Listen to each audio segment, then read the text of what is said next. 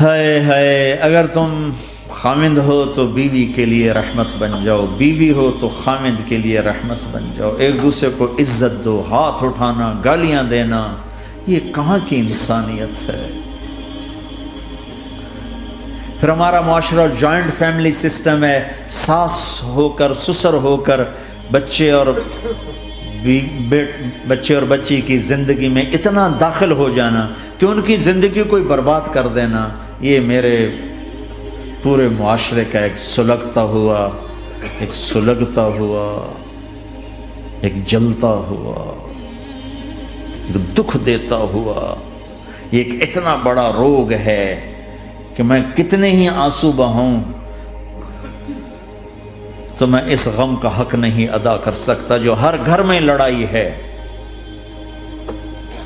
ساس اور سسر کا بے جا دخل بچی کی زندگی میں، اس نے گھروں کو آگ لگا دی ہے۔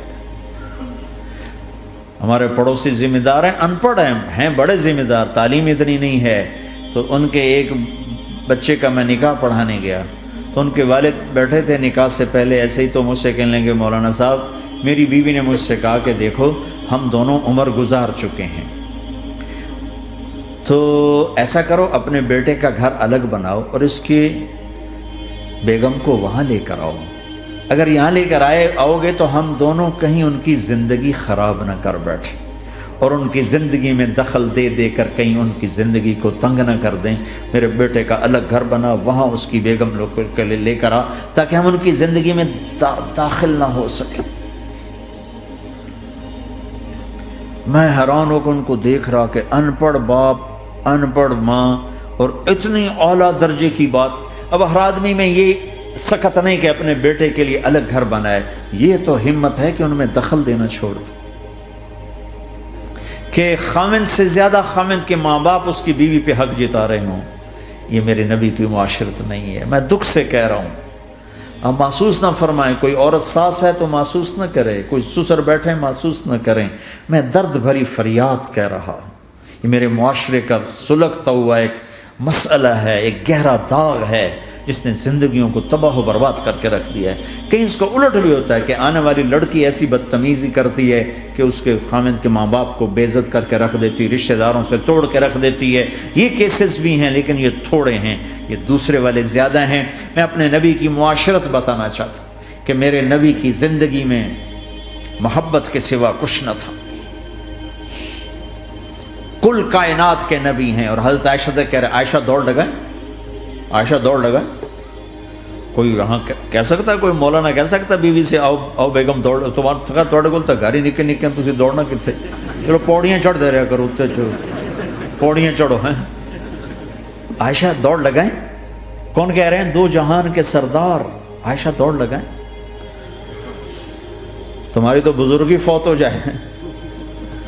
تو آپ نے صحابہ سے کہا، ایک سفر سے واپس آ رہے، جاؤ بھائی سب آگے چلے جاؤ، وہ سارے آگے چلے گئے، جب وہ نظروں سے غائب ہو گئے، عائشہ آؤ دوڑ لگائیں، دونوں نے دوڑ لگائی۔ حضرت عائشہ فرماتی میں آگے نکل گئی، کچھ سال گزر گئے تو میں ذرا موٹی ہو گئی، تو ایک سفر سے واپس آ رہے تھے، آپ نے کہا صحابہ سے چلو بھائی آگے، سارے صحابہ آگے چل کے غائب ہو گئے، کوئی نظر نہیں آ رہا، تو پھر آپ نے کہا عائشہ دوڑ لگائیں، میں کہا لگائیں، کہا میں ہم نے لگائی تو میں ذرا موٹی ہو گئی تھی، تو نبی آگے نکل گئے، تو پھر آپ نے فرمایا ہذہ بتلک، عائشہ آج میں نے اپنا بدلہ لے لیا، اس وقت تم جیت گئی تھی، آج میں جیت گیا۔ آپ نے نبی کی زندگی پڑھو اللہ کے واسطے کہ آپ نے گھر کیسے چلائے، کھانے کو کچھ نہیں اور بیویاں خوش ہیں، سلوک تھا نا، کھانے کو کچھ نہیں ہے، 2 مہینے چولہا نہیں جلتا ہے، لیکن بیویوں کو ایسی محبت تھی کہ وہ قربان ہوتی جا رہی، اور یہاں سب کچھ دے کر گھروں میں آگ ہے، اس لیے کہ بول ٹھیک نہیں، نہ خامد کا بول ٹھیک ہے نہ بیوی کا بول ٹھیک ہے، اور عام طور پر زیادتی چونکہ مردوں کی طرف سے ہوتی، کبھی عورتوں کی طرف سے بھی ہوتی، میں تو دونوں کے لیے بات کر رہا ہوں۔ اس زبان کو میٹھا کرنا سیکھ لو، اگر اپنے گھروں کو چین سے سکھ سے بھرنا چاہتے ہو تو چیزوں سے نہیں آئے گا، تمہارے سلوک سے، بیہیویئر سے آئے گا۔ اپنے سلوک اچھے کرو، اپنے رویے اچھے کرو۔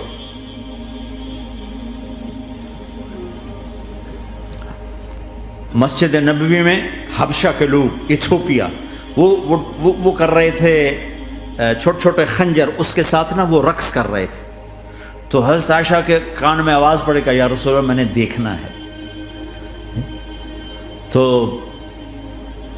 کوئی ہمارے ایسا ہوتا کہتا تو لایا نہیں کرتی، فضول کام دیکھتی، تو نبی کی بیوی کو چل بیٹھ قرآن پڑھ، چل مصلی پہ بیٹھ جا،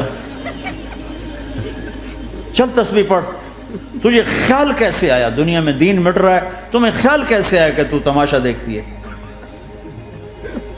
آپ نے کہا آؤ دیکھتے ہیں۔ خود آپ دروازے میں کھڑے ہو گئے اور عائشہ کو پیچھے کھڑا کر لیا۔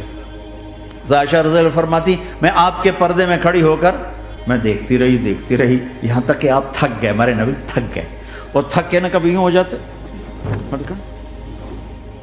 یوں ہو جاتے، ایک پاؤں کا سارا پھر کہنے لگے عائشہ بس نہ کریں۔ میں نے کہا نہیں ابھی میرا دل نہیں بھرا۔ کہا اچھا ٹھیک ہے۔ پھر کبھی یوں ہو رہے ہیں، کبھی یوں ہو رہے ہیں، کبھی یوں ہو رہے ہیں، کبھی یوں ہو رہے ہیں۔ حضرت عائشہ کہتے ہیں جب میں نے کہا بس، پھر آپ واپس آ گئے۔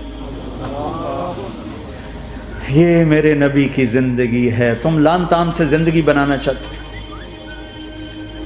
ساس سسر بہو پر بیٹے سے بھی زیادہ حق جتانا چاہتے۔ یہ عام معاشرے کی بات بتا رہا ہوں کہ بہت تباہی ہے۔ میں تو مسائل سن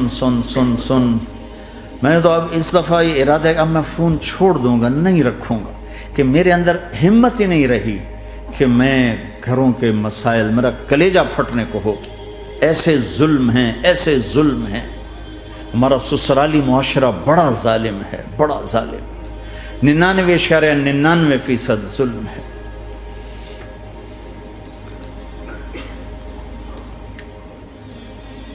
یہاں آنے سے پہلے ایک بچی کی پنڈی سے اس کا فون آیا کہ سسرال نے کہا تھا بچی ہوئی تو طلاق دے دیں گے۔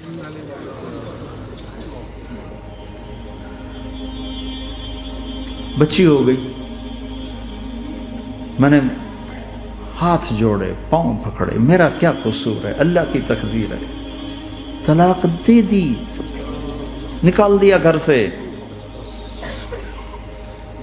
حج میں 2 بچہ بچی ساتھ تھے ابھی میرے حج میں، تو 22-23 سال کا بچہ تھا، اتنی سال کی بچی تھی، تو وہ میرے ساتھ حج میں اکٹھے تھے۔ تو ہم عرفات میں تھے، تو وہ بچہ میرے پاس آ گیا اور کہا بس مولانا میں اپنے گھر سے بڑا تنگ ہوں اور میں نے فیصلہ کیا میں جاتے اپنی بیوی کو طلاق دے دوں گا۔ میں نے کہا شادی کتنا عرصہ کا؟ 3 سال۔ میں نے کہا بیٹا ایسا نہ کرو، میں جب حج سے ہم واپس جائیں گے نا عزیزیہ میں، تو تم دونوں میاں بیوی میرے پاس آنا۔ تو ہم جب واپس گئے تو میں نے پہلے اس کی بچی کو بلایا اور وہ خود ہی ملنے آ گئے کہ میرے کچھ مسائل ہیں۔ پھر اس نے بیچارے نے اپنا دکھڑا شروع کیا، تو کہا جی 1 سال بچہ نہیں ہوا تو میری ساس نے مجھے اتنا ذلیل کیا، سسرال نے، یہ تو بانجھ ہے، یہ تو بانجھ ہے، اس کا تو ہونا ہی نہیں ہے، اور اتنے تانے کہ میرے ماں باپ بھی رو رو برا حال، میرا رو رو برا حال۔ پھر آخر یہ ہوا کہ چلو میڈیکلی دیکھا جائے، ٹیسٹ کیا گیا تو فالٹ بچے میں نکلا، میں تو کلیئر تھی، تو پھر میری ساس کی ٹیپ بدل گئی۔ تو تقدیر ہے، تقدیر میں لکھا تھا ایسے ہی، تقدیر ہے، تقدیر ہے، اب تقدیر آ گئی، اللہ کی رضا پہ پہلے اس کو ذلیل کیا ہوا تھا، اور جب بیٹے میں فالٹ نکلا تو اب یہ تو تقدیر ہے، تو اللہ کی رضا پہ راضی ہو جائے۔ یہ چھوٹے چھوٹے مسائل۔ جب میں نے تھوڑی سی ان سے سٹنگ کی تو ابھی میں اس سے فون سے ان ٹچ ہوں کہ کہیں یہ پھر بے وقوفی نہ کر بیٹھ۔ کہا مولانا ہمارا گھر سکھی ہو گیا پر ماں باپ دونوں ناراض ہو گئے۔ میں نے ان کی ناراضگی کی فکر نہ کر، انہیں راضی کرنا تیرے ذمے، تیری بیوی کے ذمے نہیں ہے، تو اپنا حسن سلوک باقی رکھ۔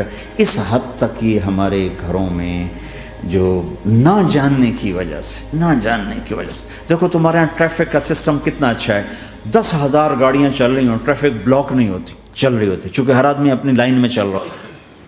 اور ہمارے پاکستان میں 10 گاڑیاں اکٹھی ہو کے سر پھنسا کے کھڑی ہو جاتی ہیں، ساری رات کھلوتے رہتے ہیں، راہ نہیں دیتے، کھلوتے ہیں کئی دفعہ او تو ہٹ او تو ہٹ او تو پیچھے ہو 200 گاڑیاں ادھر 200 ادھر. یہ چونکہ میں روز سڑکوں پہ چلتا ہوں، روز یہ تماشا دیکھتا ہوں. اگر تم اپنی لائن میں رہو تو کوئی فساد ہی نہیں. جب تم اپنا بیریئر کراس کرتے ہو پھر فساد شروع ہو جاتا.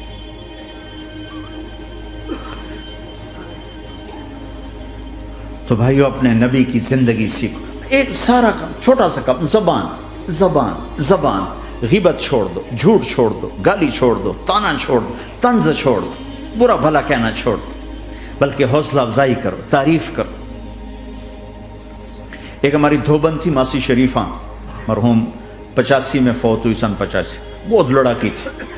تو وہ آگے ایک دن میری بہن کے پاس کہنے لگی بی بی میری یہ نوہ میں نال بڑا لڑتی آپ تھی، میں نے کوئی تویز دے ساریا میری یہ نوکر بن گیا.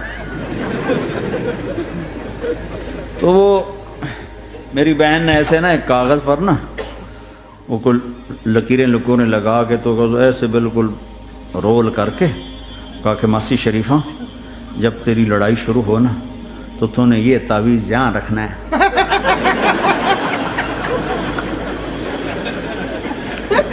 اور اس کو گرنے نہیں دینا. اگر یہ گر گیا تو بڑا فساد ہو جائے گا. اب کیا چکر تھا، چپ کرانا تھا اس کو، لڑائی تو ساری اس کی تھی. ہفتے کے بعد وہ آگے بی بی تو تا ایسا تویت دیتا ہے ساری لڑائی مک گئی. کیوں؟ جو ماسی شریفہ آپ چپ ہو گئی. یا وہ شروع ہوتے وہ ایسے کر کے بیٹھ جاتے، لڑائی ختم. تو میں سب کو یہ تعویذ دے کے جا رہا ہوں، جب تمہاری لڑائی شروع ہو تعویذ یہاں رکھ لینا، بولنا نہیں. دیکھنا چند دنوں میں تمہارے گھروں میں محبت کے پھول کھلیں گے. یہاں بہت زیادہ طلاق بڑھ چکی ہے، تھوڑے دنوں میں طلاق جو ایک دوسرے کی برداشت نہیں ہے.